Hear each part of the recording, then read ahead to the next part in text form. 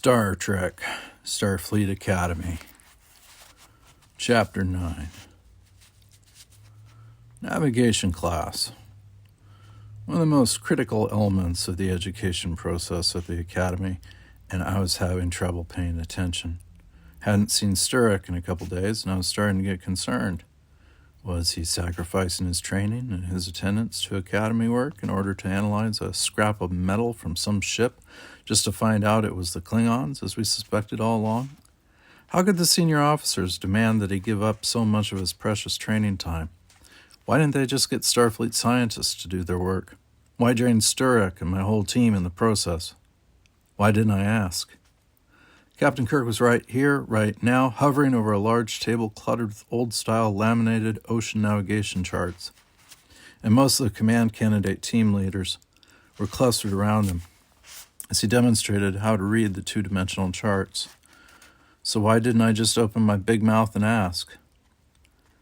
Starfleet Command kicked like mules when I made them put ocean navigation in the Academy curriculum, Captain Kirk was saying. Wait till I tell him I want naked-eye signal recognition. He plucked through the charts, picking up several and putting them back down. Where's Chesapeake Bay? Beside him, Commander Chekhov didn't miss a beat. Between Baltimore and Norfolk, sir. Grinning, Chekhov held up a rolled chart. Kirk needled him with a glare, then snatched the chart. All due respect, sir, Frank Milan began from the other side of the table. He and I were as far apart as we could get and still be in the same class.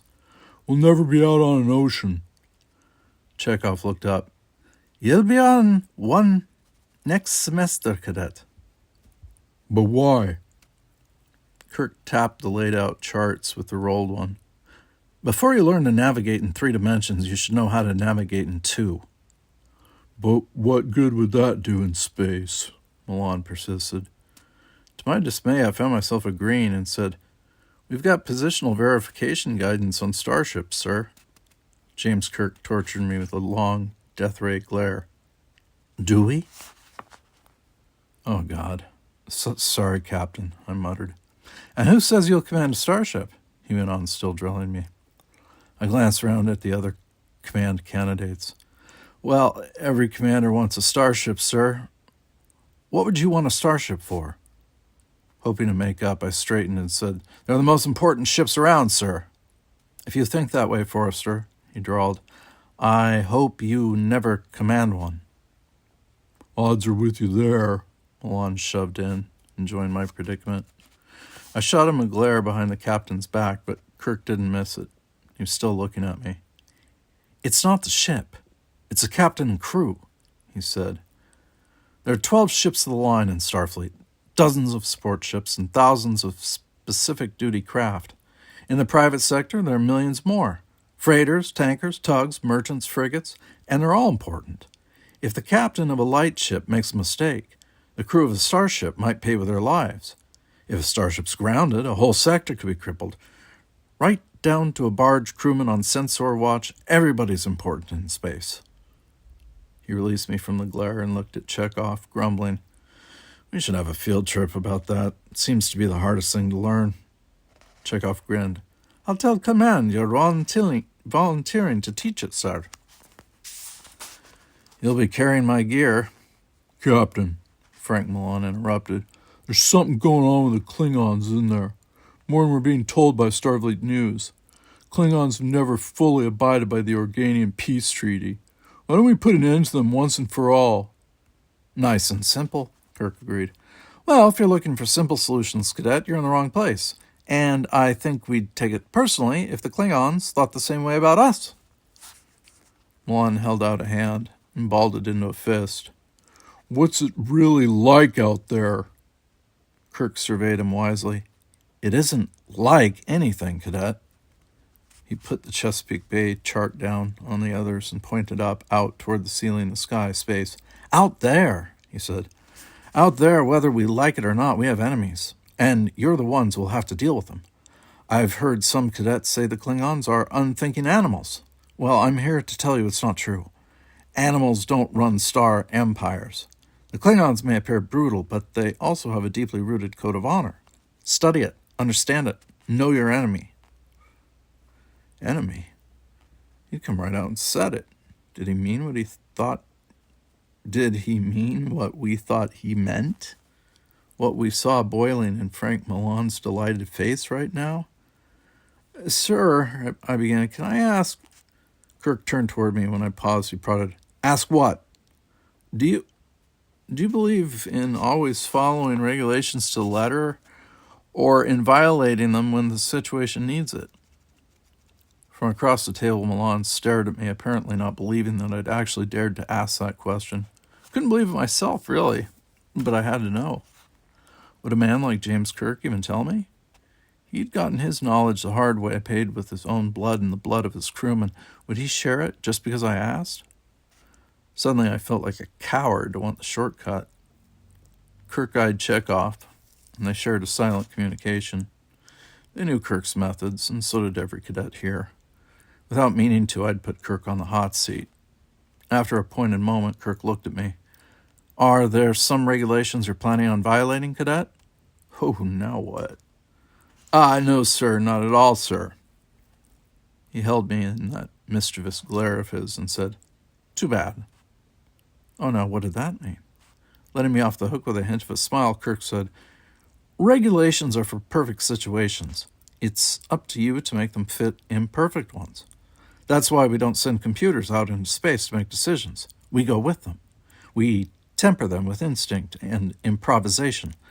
That's what we do best. The Academy can teach you how to apply the regulations to regular moments, but life in space is made up of thousands of hours of boredom, offset by moments of abject terror. When that time hits, it'll be you and not regulations dealing with it. Brief silence chased his words, and once the realization sank in that he was done talking, the cadet spontaneously erupted into applause. Standing there like a mannequin, I couldn't clap. I was exhausted from those words. I just stared and stared. He'd given us a whole career in one paragraph. Forrester, Kirk said, and I held my breath. Take these charts down to Lab Delta India and have Mr. Sturrock help you feed them into the holodeck simulators in the Sanford building. Tomorrow we'll have a navigational seminar that none of you will ever forget. Next semester, he added, pointing out the tall windows at the open waters of San Francisco Bay, you get the real thing. Cadets, dismissed. David!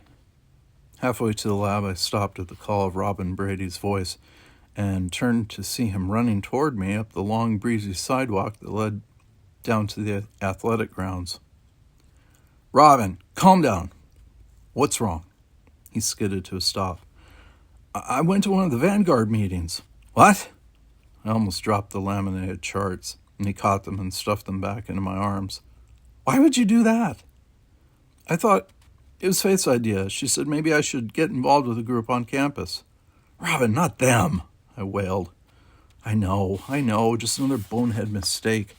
I won't go back. But David, he said, grasping my arm, I saw Magia there. Trouble on trouble. I stepped back to get a good square look at him. Are you sure it wasn't another Andorian? She didn't see me, but it was her, and she fit in real well with those guys. She was hanging around with Frank Milan and a couple of his command crew. She was the only non-human there, but they still accepted her. Why would they accept an Andorian? With their attitude, I don't know. So the real question is, what do they want from her? He shrugged. She was telling them how she thought the Klingons should pay for the massacres along the neutral zone. I shook my head.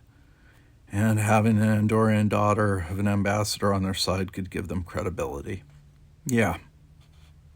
Okay, Robin, I'll keep my eyes open, but from now on, stay away from the Vanguard, okay? I will. They wouldn't let me back in anyway. How do you know? Well, I didn't last very long before they figured me out. They've got a telepath to determine who's a true Vanguard supporter. Once she looked into my mind, they started being careful what they said around me. All right, I'll handle it. Just don't go back there. I won't. A new twist, and it was pinching. Magia in the Vanguard, and Robin going to a meeting like that just because Faith Gage told him to. I was losing my grip on my crew before I even got a grip on them. My mind was in 6 places as I hurried across the campus to the labs. The Academy research and class facilities were laid out according to old-style ocean signal flags. Building Delta was a science lab facility. Each of its labs was a different signal flag: Delta Alpha, Delta Bravo, and so on. Same with the other buildings. The Phys Ed facility had Jim Bravo Alpha, Bravo Charlie, and on like that. The planetarium's annex classrooms and holodecks were Papa Alpha and on down. The Sanford Flight Simulation Complex was shorted to Sierra Alpha, Sierra Bravo, Sierra Charlie.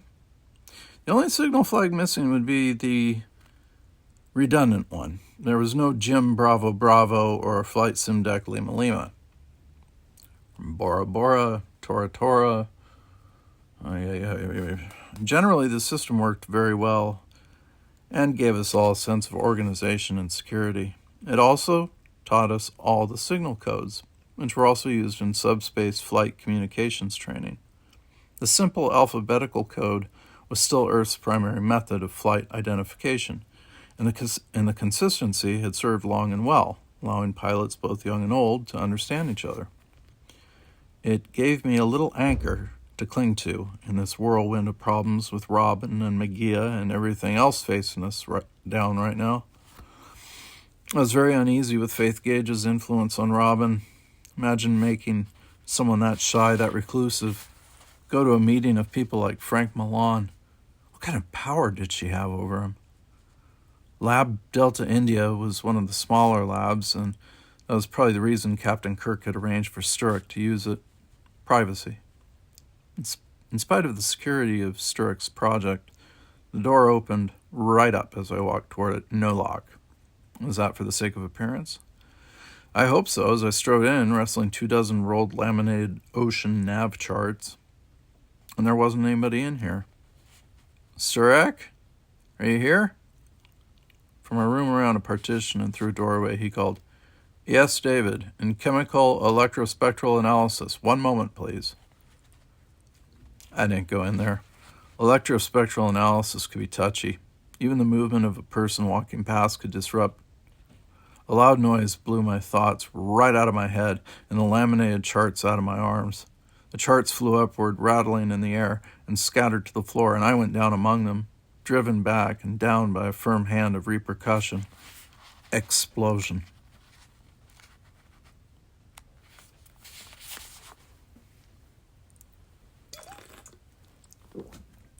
Chapter 10. As I struggled to my feet, skidding on the laminated charts, a gout of toxic green smoke boiled from the electrospectral analysis chamber, and a sign over the door flashed, "Danger, contamination, do not enter." "Sturrock!" I coughed his name and scrambled toward the electro chamber just as behind me the main door opened and Kirk and Sulu walked in. No time for formalities. I ignored them. I heard Kirk's voice. "Toxic! Keep back!" He might have been shouting at me or at Sulu. It didn't matter. I was already inside the green cloud, holding my breath and keeping my eyes clamped shut. "Sturrock, can you hear me?" The desire to open my eyes was overwhelming. The need to take a breath even worse. I knew neither would do me any good and forced myself to move by feel, faltering with every step, holding my breath until my lungs screamed. Just when my lungs turned to scrambled eggs, my hands bumped a recognizable form on the deck. I shoved my fingers into the fabric and flesh, closed them like claws, and hauled away. Sturrock was limp at first, then stirred enough to get one leg under him, and together we shoved ourselves to our feet. A forced cough bolted out of my chest. I couldn't help it. An acrid chemical smoke surged back into my lungs. My head instantly swam, and I gagged. My guts turned inside out. Dragging Sturrock, I scraped back the way I'd come, hoping luck would bring me to the invisible doorway. "This way, Forrester!" I angled toward the sound. Good thing. I'd have run headlong into a wall if he hadn't called out. A surge of heat scored my left cheek. Fire. Flames nipped at my elbow and shoulder. I pivoted Sturrock away from them and tried to straighten up.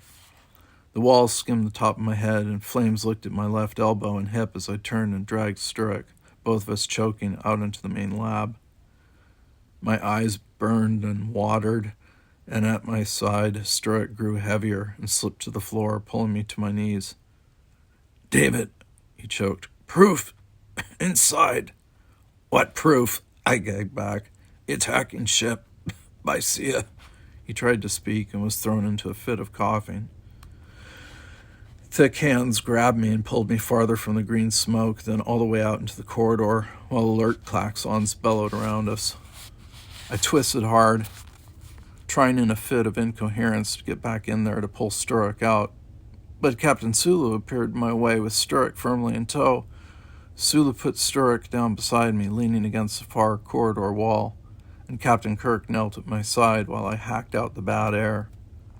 Seconds later, the corridor rumbled with footsteps, and a hazardous materials team thundered past us and into the lab, dressed in full-body protective suits and fire control gear. They'd lock it down. "What happened?" Kirk demanded. "Explosion, sir," I rasped as sparks floated past us from the lab. Sturrock grasped my arm. "Proof!" I looked at Kirk and blinked the hot sting out of my eyes. "Sir, he's found something about Mycia. That ship. The proof's burning up." "Let it burn. We'll find other proof," Captain Kirk assured. "It's not worth your lives." "Forrester," Sulu said sharply, "you broke procedure by going into a toxic environment. You should have let the hazmat team go in after Mr. Sturrock. Risking 2 lives is unacceptable judgment, cadet." He looked at Captain Kirk. "Tell him, Captain." Kirk adjusted me against the wall so I could breathe and glance at Sulu. "You broke every rule we've got, Forrester," he said. "Good job." "It had to be a bomb," Sulu said, blinking into the smoke. "Nothing in there would explode on its own. We'll have to investigate this. And you, Mr. Sturrock."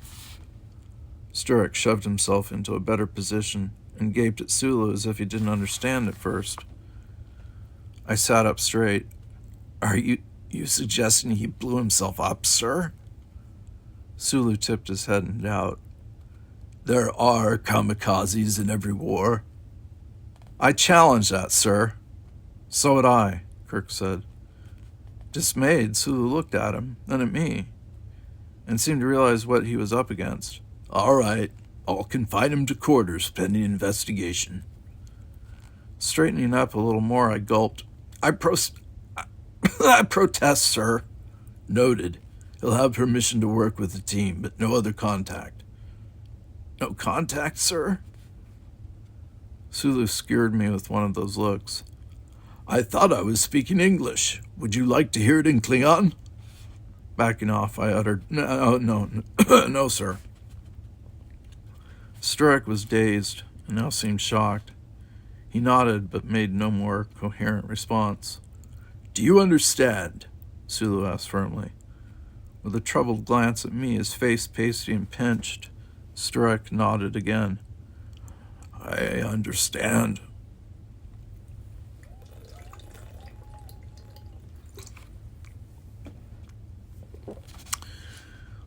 Limping, coughing, and sore, I made my way across the twilight grounds to the cadet lounge.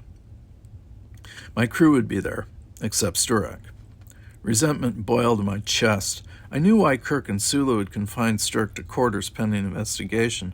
They wanted him to keep working on identifying that Mycia ship. They wanted him to replicate whatever proof he'd found about its origin, and he couldn't do that in the brig, or even while attending classes. He'd have to sacrifice his whole semester if an answer wasn't found soon. Was that what it meant to be in Starfleet? Sacrifice? Maybe. But I didn't have to feel good about it. Not when it came to one of my crew who'd been pinned to work on something he shouldn't have to work on. It said they'd take Sturrock's record into consideration. Sounded good, but that could mean anything. Hopes for a peaceful evening among friends blew sky high when I limped into the lounge and heard what I heard.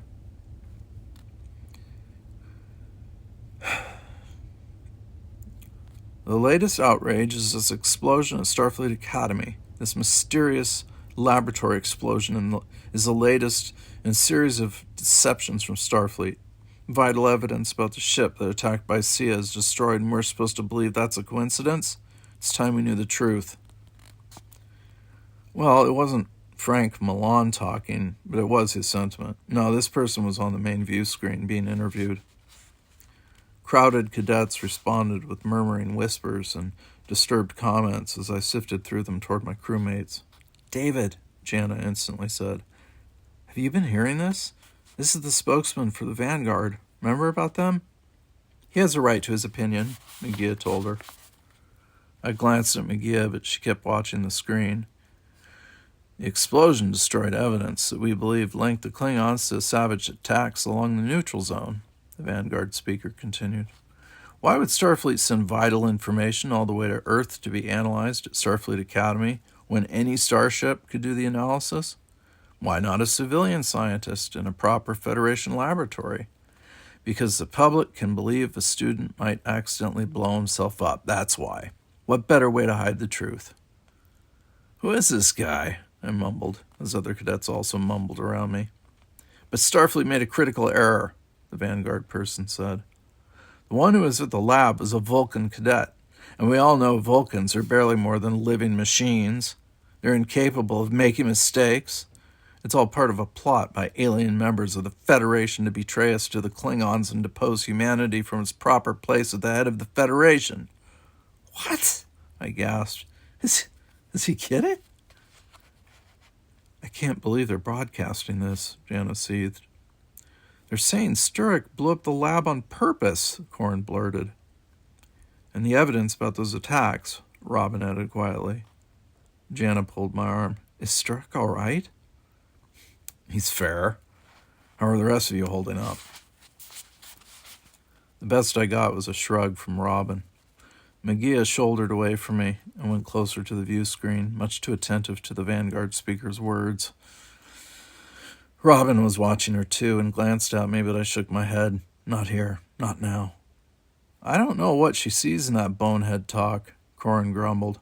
"I know she's hurting, but this is rotten.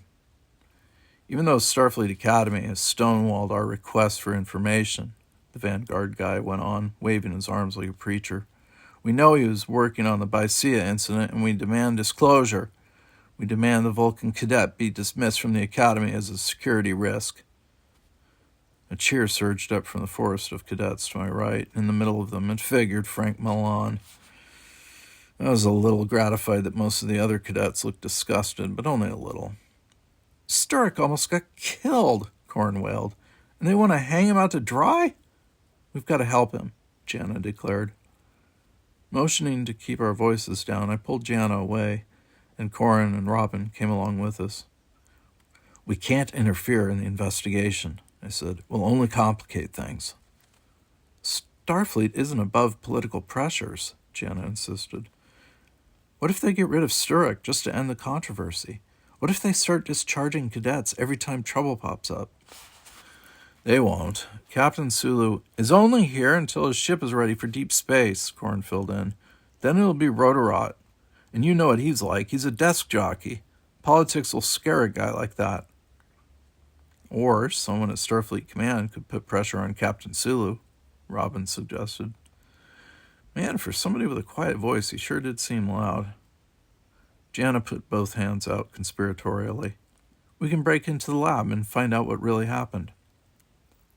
"If Jana and I agree," Corin said, "it's got to be a good idea." "If you two agree," I impugned, "it's probably a sign the world is coming to an end. We could get caught so fast." "If we get caught," Jana said, "it'll be a sign that cadets stick together." Glaring at her, I asked, "Are you so certain that Sturek is being sacrificed? Are you willing to get court-martialed on that chance? We have to find legal ways to help Sturek." "Oh? How?" Frustrated, Jana put her hands on her hips. "Things would be different if I were calling the shots." "Well, you're not." My feet were cold in my boots as I looked at each of them and saw what was in their faces. Would I abandon them too when things got tough? Would I sacrifice their lives so the rules could stay unruptured? Pretty good question. Was there a Ouija board nearby? I lowered my voice even more. "As team commander, I have legal access to some parts of the Academy computer, I said. If we look carefully in the morning, while computer activity is at its peak, our search will be covered. We might find something about Sturek's project. I can do that, Robin said eagerly. I'll help, Corin tossed in. Now my hands were cold, too, as I looked at Jana. And tonight, I said, we'll break into the lab and see if there are any clues. Jana jumped a foot. Yes! Corin slapped me on the back. Robin grinned tentatively. Regulations are for regular times.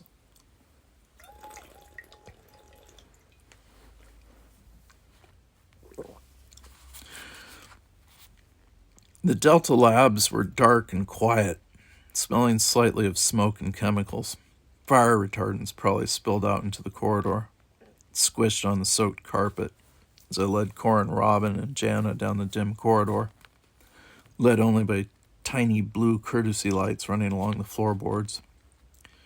None of this seemed real until I saw the yellow security-only tape blocking off the doorway of Delta India. We really were breaking the law. Breaking the law, breaking the law.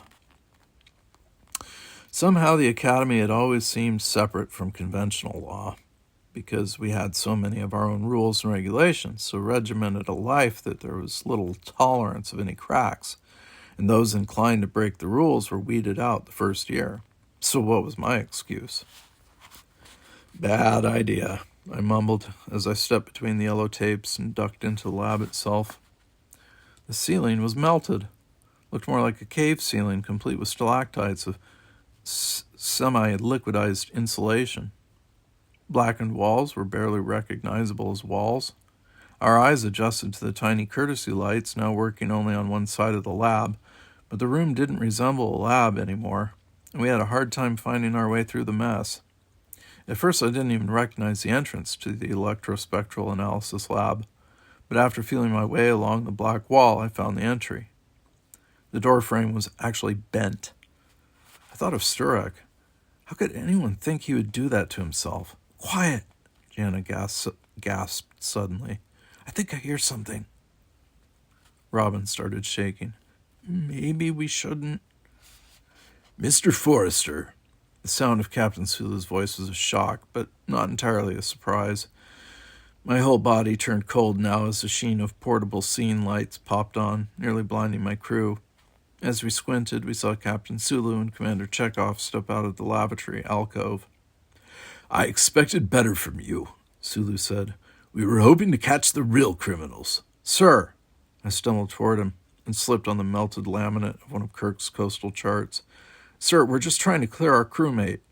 I understand, Sulu said, but understanding doesn't carry weight.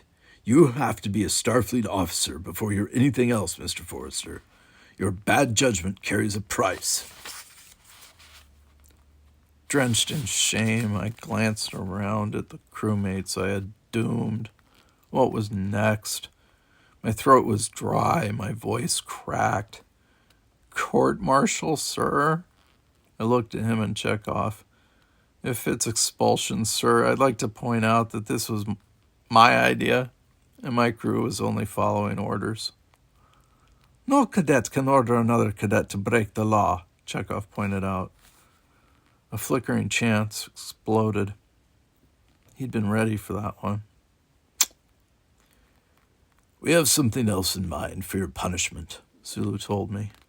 My eyes were almost adjusted. I could see his face and the evil hint of a smile burrowing under there. We're moving up your simulation schedule. You'll have to face an advanced program and deal with the scores as they come. If you do well, fine.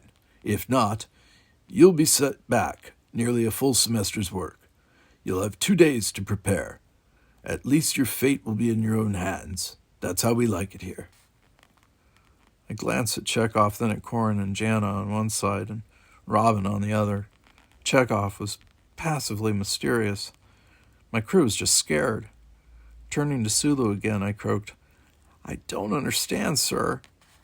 I know you don't, he said. So here it is. In 2 days, ready or not, sink or swim, you and your crew will face the Kobayashi Maru No-win scenario on the main bridge simulator. Commander Chekhov folded his arms. And may God have mercy on your souls.